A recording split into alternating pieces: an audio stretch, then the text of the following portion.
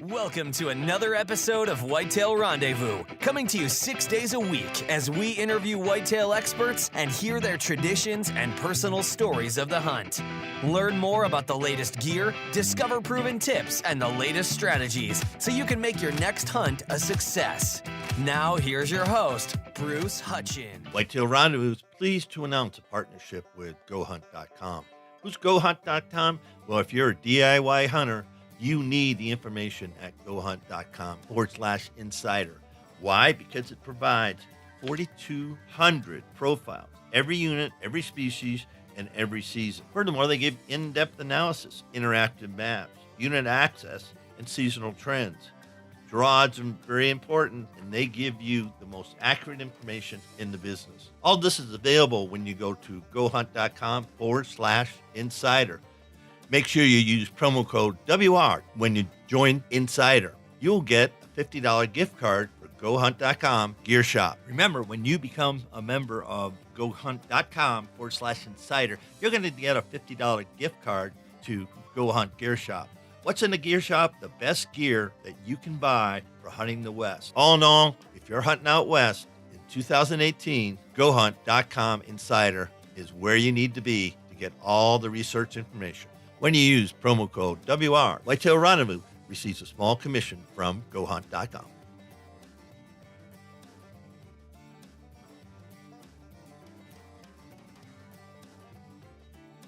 Hey, folks, we got a new sponsor. It's called Buckwild Coffee.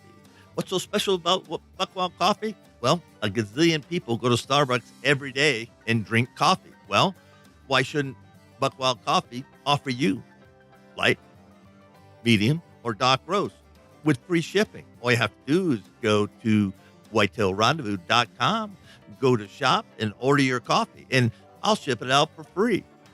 Hey, thanks so much for visiting Buckwild Coffee. The best brew in the West, the best brew around the campfire, the best brew in the hunting shack, the best brew anywhere. Buckwild Coffee. Get yours today. Welcome to another episode of Whitetail Rendezvous. I'm with my good friend down in the Carolinas, Chef Derek St. Romain. What's so special about Derek? Well, if you're on Instagram or Facebook and seen him, his delicious, delectable. There was one meal last winter. I said, okay, here's my FedEx number. Send it to me. I was being stupid, but it looked that good to eat, and I'm sure it was. But anyway, he really knows presentation, knows how to take a piece of venison and make it into something just exquisite. And so Derek and I have been kicking around an idea, and Derek's going to have a show with us, recipes by Chef Derek St. Romain, presented by Whitetail Rendezvous. And we're going to do it on a monthly basis. We're going to have 12 of them. At the end of 12 months, we're going to cobble them together, and we're going to make a book. And if you want to buy the book, you can buy the book. We haven't gotten that far yet. We got to get 12 episodes in. And this is number one of them. And in all seriousness, Derek, we were just on Facebook Live, and I said I was at some swanky restaurant many eons ago, and you had this nice china and wine and everything, and out comes the plates of food, and then comes out medallions of venison,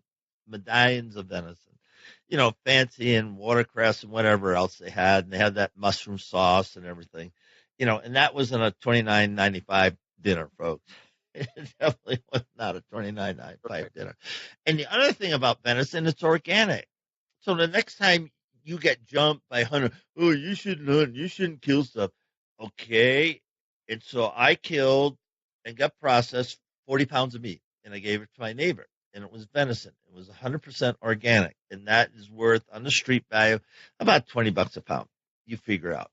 What have you done lately for your neighbor next door to you, single mom, 2 kids? Did you go out and buy her 40 pounds of just not ground, but 40 pounds of, ground sirloin? Did you? Oh, by the way, that's not organic, by the way. Derek, what do you think? I'm telling you, it's a great argument, and it's one that's becoming more prevalent. I personally don't understand the non-hunter saying anything negative about what we are doing, and it really it quiets them down real quick. I think there's so much stuff going on in our country right now that we can complain about, but it's people like the guys that I hang out with, that makes me proud to be an American. We do that. Somebody falls on hard times, man. We get together and not even through the organization sometimes. I'll be honest with you. If I hear through my church or, you know, anywhere, everybody's got to eat. That's a fact. You have to eat to stay here. So, why not do the right thing and bless somebody? Take them. It doesn't have to be 40 pounds, man. Bring them 5 pounds. Do it once a week. What a better way to check on somebody? Check on your neighbor. Here, let me bring you something to eat. I think that's one of the best things we have with church groups. You know, I know for a fact. Now I am a chef. I'll take credit for that. But when the moms are pregnant and something happens, they're bedridden or they got a couple weeks left and they're having a hard time. I know they thoroughly enjoy those lasagnas that we bring to them, or the taco meat or the taco casserole or something, and it's made with deer meat. And I don't even tell people anymore, to be honest with you. I just make it, and I wait for them to tell me how good it is, and then I tell them it's deer meat. So, it's even better that way. Yeah, you think about where we're at right now, and we're supposed to be helping people. And one way we can do it is become a better hunter. And Whitetail Rendezvous is all about becoming a better hunter. So you can put meat down, you can harvest meat, you can kill meat, you can process meat, and then that which you're not going to use for your family, you can give it away. That goes a long way, in the whole spectrum, because a lot of people can't say that they're even doing that. Another thing, if somebody knocks on your door, oh, you shouldn't be hunting. And so I look at him, I said, so what are you doing for your neighbor? How are you helping your neighbor? Well, what do you mean? Well, you're cutting his grass, you're buying his groceries, paying his phone bill, paying his electric bill. What are you doing for your neighbor? Well, I wouldn't do. And That's right. you don't have to say anything. You just say, okay, I'm helping people. You're not. There's something, well, whatever. And this isn't a political, this isn't, this is Whitetail Rendezvous and Chef Derek St. Romain talking about, hunting and fixing up venison. But more of it, hunters, we're responsibility for our actions. We cannot be responsible for somebody else's actions. So do the right thing. And let's move on Right. from that. I'm telling you. Let's move on from that, or I'll get wound up. But anyway, you're killing a lot of deer. You're putting a lot of posts up on the social media, and you're doing this recipe thing. So, I think this recipe of the month, and then we'll put out a blog on my page, and we'll link it to your page, and then we'll do a podcast about that recipe, and we'll do some filming, folks. It's not going to be the Food Channel, okay? But it's going to give you somewhat of semblance to say, okay, I get that. And we're gonna go forth and do it, because people, grandma, you know venison shoulder is good, okay, it really is good, but there's a And I'll lot tell of you, other man, ways to fix venison. look at Steve Ranella, man. I mean, that guy's my idol. I would die to have that job, But he's taking that message to people. That's what I give it to him, because he's a chef. He can cook, but he's showing people. What I love is he's cooking on a hot rock out in the middle of the wilderness. Cooking heart and tenderloins and liver and different things. I believe it or not, Bruce, I get a lot of phone calls about that. I get, especially foreigners that move to the U.S. Deer tongue. If you've never had deer tongue tacos, man, you are missing out. I'll send you some of that FedEx. But the heart, the tongue, the different organs and things. Making stocks and bases and things out of that. That's how we used to live. And through these recipes, I can only do so many tenderloins.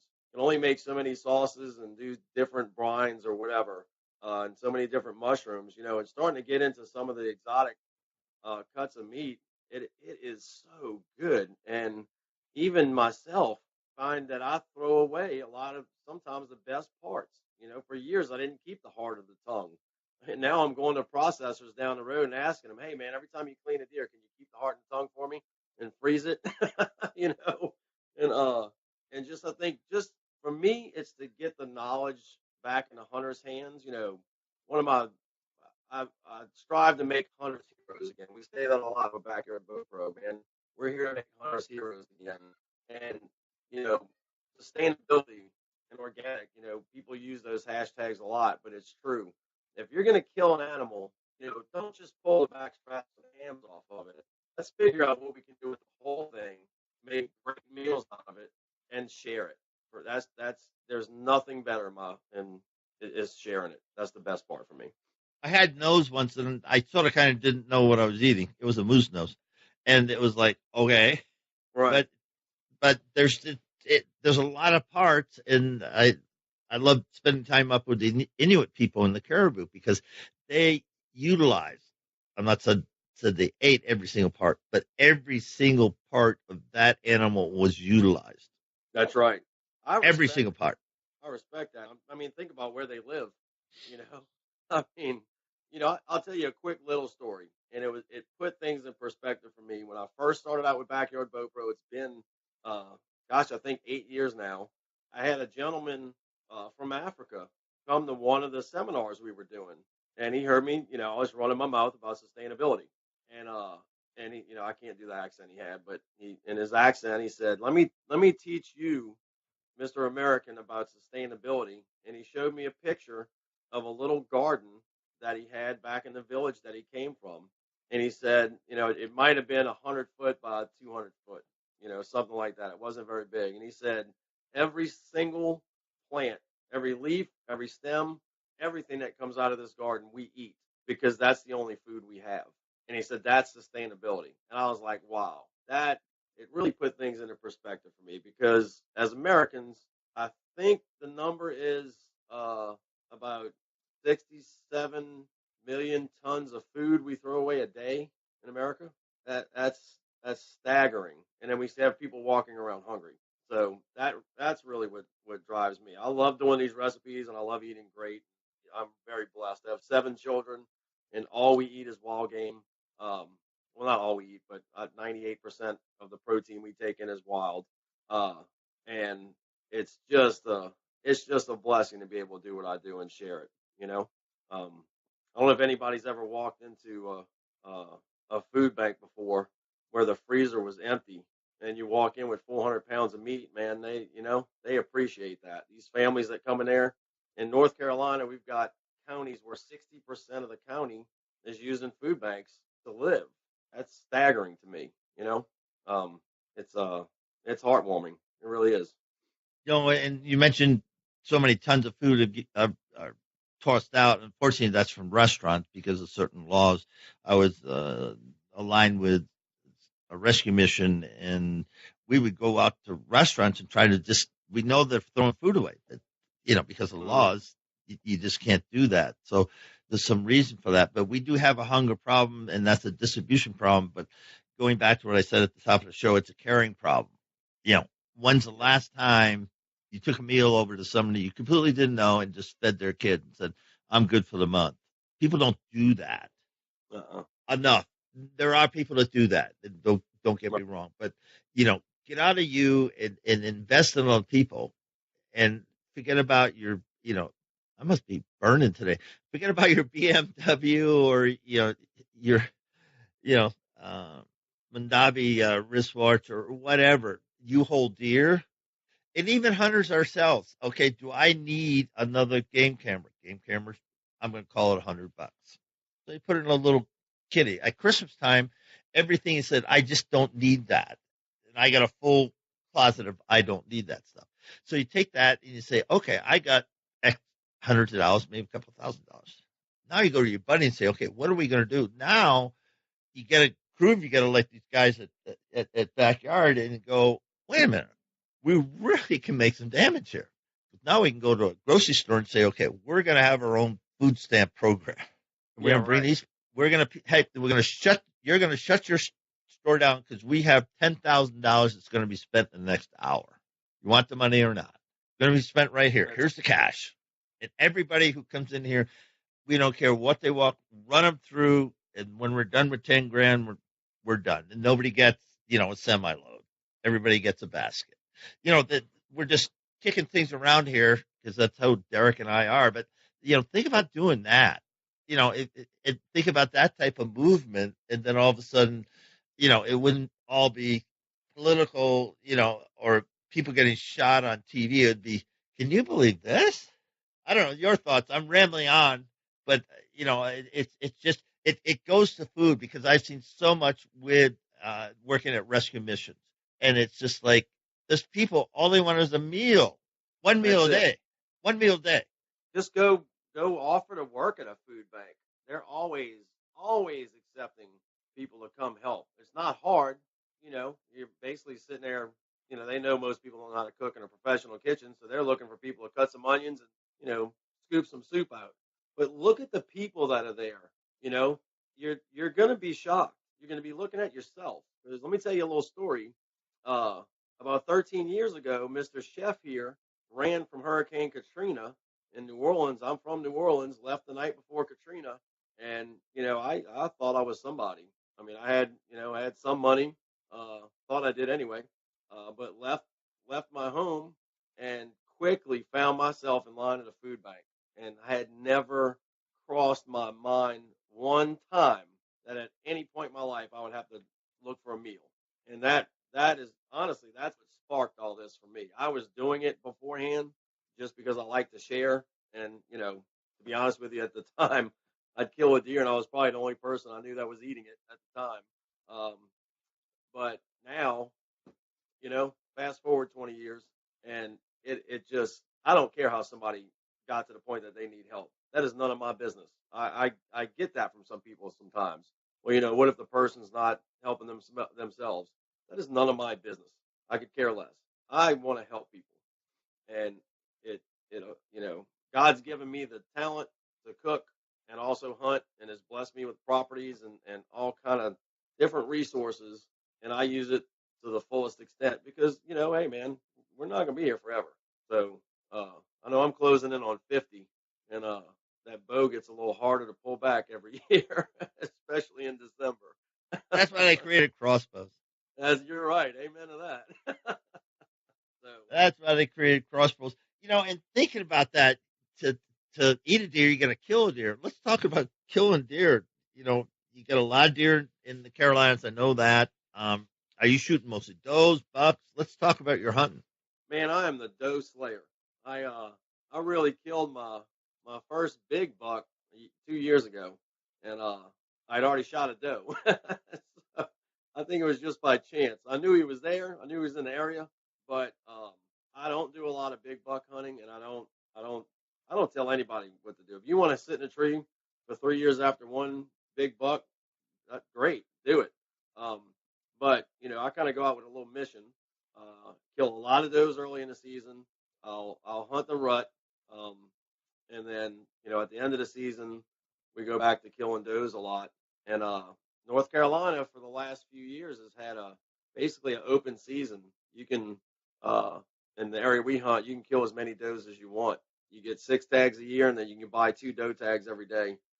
And we would do it. We would go out and do it. And you know, some people might look at that and say, "Oh my gosh, you're going to kill all the deer." Well, first of all, I don't think we could in North Carolina. There's that many, but I hunt a lot of land. I've got 3,000 acres that I hunt. Haven't paid a lease fee in a decade. It's all in a handshake and through Backyard Bow Pro and our properties.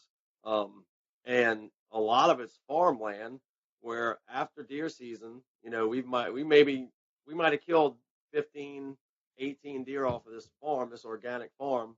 And, after deer season, the landowners going and applying for deer tags, and they come out and write depredation permits for 20 more deer off the property because there's that many. We're not trying to kill them all. I don't want to kill them all. Why would I want to do that? Then I don't have a place to hunt. But, to get the herd back in a natural setting, it takes work. Now this year, North Carolina changed the law. You don't get any bonus tags this year. It's just 6, two bucks and 4 does. And myself, I'm kind of wondering what's going to happen. Because I still, where maybe I'm just blessed. I don't know, but I see every time I go deer hunting, I see deer. It's not like it was in Louisiana. I didn't see deer like I see up here in North Carolina and South Carolina. But back to the point, kill a ton of does, and get all those processed. $40 a deer at the processor. We average about 200 meals a deer is what we use as our counting. And if say if you got 10 guys and everybody puts up a few bucks, you raise $500. You can go kill and donate 12 deer. That's a lot of meals. 2,400 meals you're donating to your local food bank, and trust me, they're gonna love you. And then think about, people ask, well, how did you get those 3,000 acres to hunt on? And you don't pay any lease fees. Well, because I do what I said I was going to do. I went out, I hunted the property. The first deer that walked out, I killed it, and I drug it back to the landowner. I said, look, a quick story. Lady asked me, hey, come out to my property. I see 10 or 15 deer every evening in my yard, eating my hostas and eating this, eating that. I asked some other guys to come out here, and they hunted all year last year, and nobody killed this deer. You think you can do it? I'm like, yeah, that's fine. I'll give it a shot. I came out there. I wasn't there 45 minutes. I killed 2 does. I'm back at the truck, and she's like, oh, I'm so sorry. You didn't see anything? I was like, oh, no, I got 2 right here in the truck. She has landed more properties for me than I ever could have, because she went and told every one of her friends that are in her garden club and in her flower club and in her hat club, oh, you got to meet Chef Derek. I had people hunting my property and never killed a deer. He came out there day one, killed 2 does, cooks meals for me and my husband, donates the meat at the church down the road. And it's because I said I was going to do something, and I did it. And that just goes a long way with people. And I think that's the biggest thing hunters can learn. If somebody lets you on their property, treat it better than if it was your own. If you go out there, there's trash out there, pick the trash up. If you get pictures of other hunters on the property, tell the landowner what they need to do to stop that. Think about, if you don't hunt, you don't have guns, you don't have weapons, and somebody's telling you there's other people on your property, people get scared. Help them. Tell them what to do. Get involved. Post the land for them, and then do what you said you were going to do. Kill as many deer as you can. And then, think about it. Say the first year you hunt a 20-acre place and you kill 3 or 4 does, you can prove to the landowner you did what you said you were going to do. Then you can manage that little property for the next 10 years. You don't have to kill every doe that walks by. You can be selective. You might catch that big 8-point that all the neighbors see. I'm not that lucky, but you might be. And then we get big properties too, the same way. I got a 400-acre dairy farm, and they love us because we donate deer off of their property. We do what we say we're going to do. Same thing. I'm always filling their freezer up first, and then killing deer, doing it respectfully, posting their property, keeping trespassers out. That's a lot of land. The 70-year-old couple, they're not going to walk 400 acres. Keeping game cameras out, keeping trespassers out, and keeping everything honest. But more importantly, like you said, you're caring and you're sharing. And there's no more you need to say than that. Really? You're going to shut me up? No. I'm not that good. That's funny. That's funny. So recipes, let's spend a little time. I think everybody gets the point what you and I are going to be trying to do. Now talk about recipes. You have sausage. I love heat 'em ups, and I love all the breakfast meals that we get from venison. I love venison jerky because when I'm in high country, no matter where I'm at, I mean, I got something to nibble on,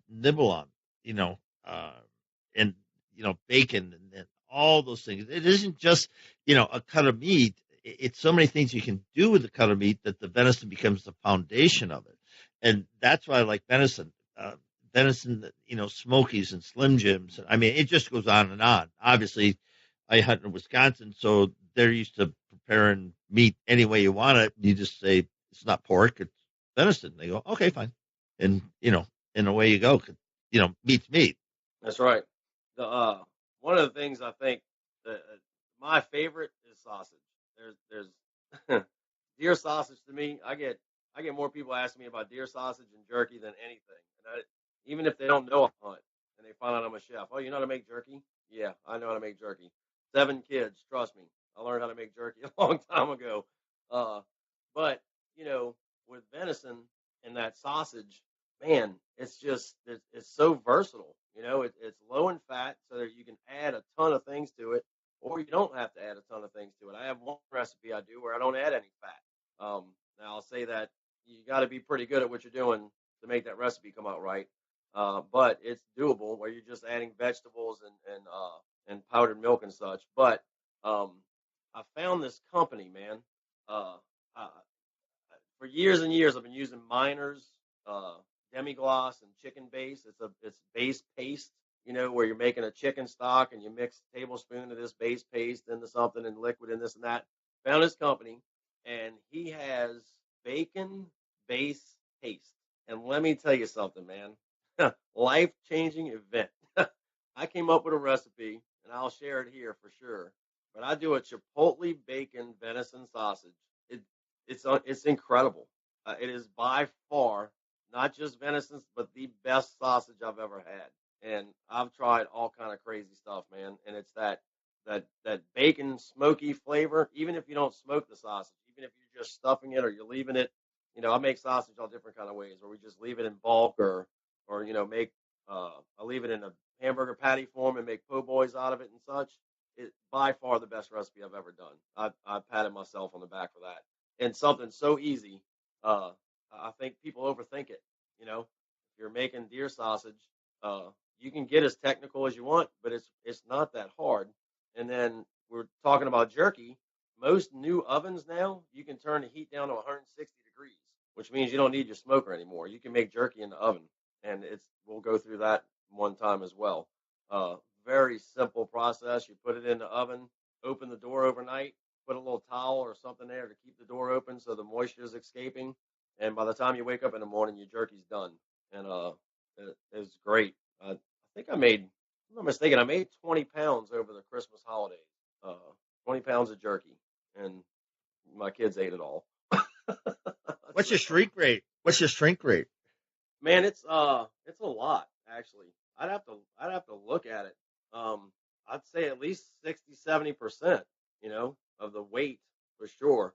So if you got 10 pounds of ground venison, you're gonna wind up with about 3 pounds of jerky. So now that's using the little gun. So you're taking the ground and using your little jerky gun and making a little strips. I call it leather. I don't know what everybody else calls it, but I call it jerky leather. And it's good, man. I do a crawfish boil flavor. I do all kind of stuff. I can't wait. Nothing gets me talking more than recipes, man. Well, I know. Well, we're gonna have 12 months of it. That's for dang sure. And I'm sitting here thinking, I'm not going to say what I'm thinking, but if this works out well, folks, there should be some good things coming out. Like everything, you got to see it, you got to work it, you got to see if you guys want it, you listeners. We're reaching over 235,000 people we've reached, and so there's a lot of markets out there, and you know, if you're a company and want to be part of something, get a hold of Derek, get a hold of me, and we can take one partner, and the rest is Derek and me. And but we would be open to discussing, what that would look like, because we're going to have video, we're going to have cookbooks, as I said, and we're going to have ways to people to take that food. And the other thing is, early on I kind of jumped on Andy Hunters, but there's people that just have never been exposed to hunting, had never been exposed to, how to clean a rabbit, clean a squirrel, clean a pheasant, breast of grouse, blah, blah, blah, quarter a deer, quarter an elk. They just don't know how to do it because nobody ever showed them. Okay. So we get them to that point. Then we get the meat to them, say, okay, now you're going to be able to get and process your own meat. I can't tell you how many ladies who've been on the show, single moms, that all of a sudden they went out, killed a deer, got help, processed the deer, put the deer meat in the freezer, and never went to the grocery store, never had to open up her checkbook, never had to get out the credit card, never had to do anything. And all of a sudden, how flippin' liberating is that? I'm telling you, man. It's just incredible, because all of a sudden she's empowered. And then she finds other ladies that like to do it too. And they go, oh, you like to do it too? Yeah. Well, let's do it together. And so the people that are kind of on the edge and how does this all work? Well, that's one way it works, because you get people working together, becoming empowered to take care of their own needs. That's powerful to this guy. That's it. I'm down with that, man. That especially with single moms and stuff, man, or single dads or whoever, man, it's expensive. I got a house full of kids, and I mean, I bought, I think I bought 30 pounds of ground beef a few weeks ago because I got a really good deal on it. To be honest with you, that's the only reason why I bought it. But uh, you're looking at $4 or $5 a pound for some processed fat laden beef that 20% fat. That's a lot of fat.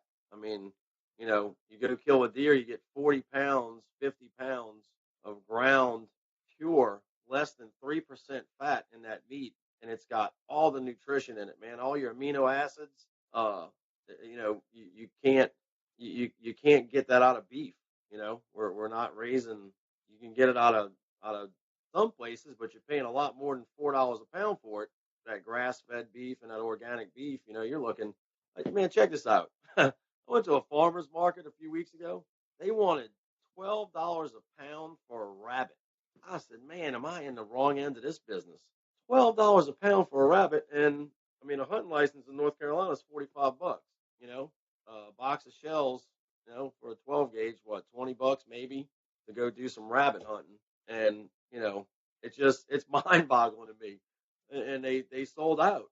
That was the other thing. I'm like, goodness, man. I mean, that's what, $30 a rabbit, I guess, right? Something like that, close to it.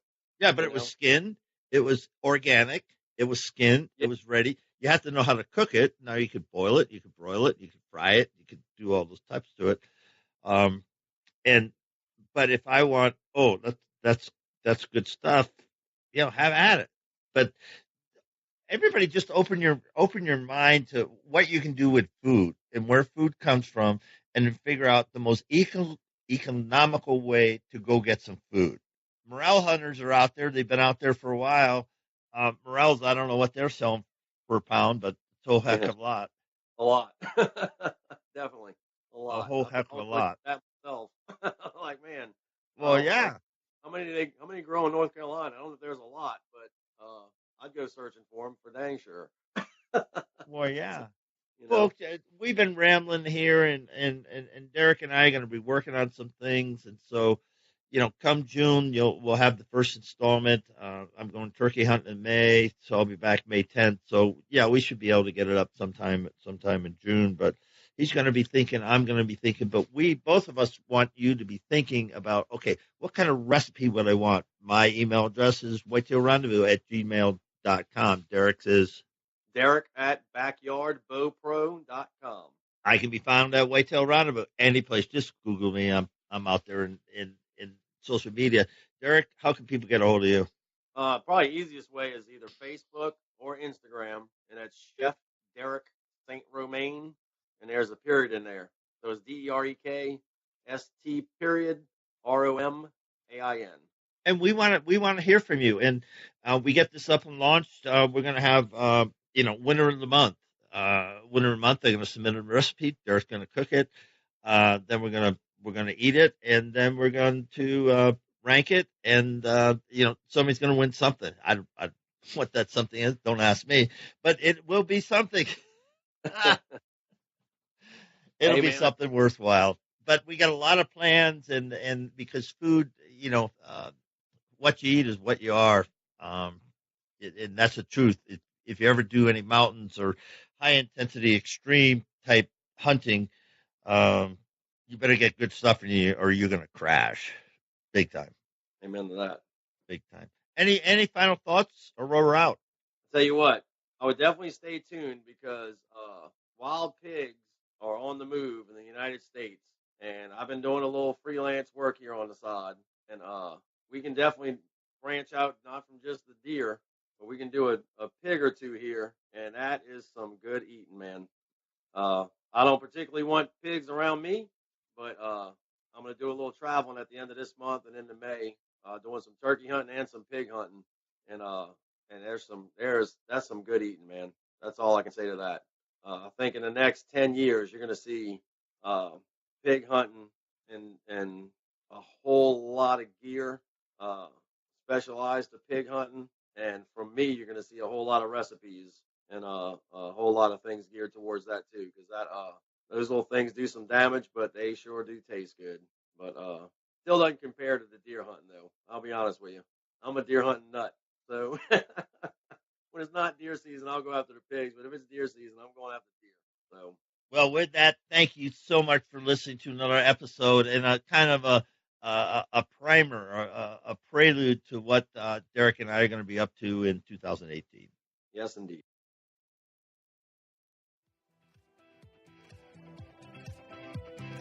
Next up is Dawn Freeland, and I'm really happy to have Dawn on the show again. Her and her husband were in a terrific, potentially life-ending accident a year ago, and she is on social media, Women Hunt Too, and she's done some tremendous things in her area for women, for sports, for shooting, and for overcoming adversity. And it just seems like, things are going well, then all of a sudden, boom, and you got to regroup. Well, she's back at it. She's back at it hard, and I wanted to have her on the show and kind of let people know to get a hold of Dawn and talk to her about the things important to women on hunting. So next Thanks up, for Dawn joining us. Freeland. Be sure to tune in tomorrow for another episode of Whitetail Rendezvous, where you can listen and learn from the experts so you can be more successful on your next hunt. Until next time, listen, learn, and succeed.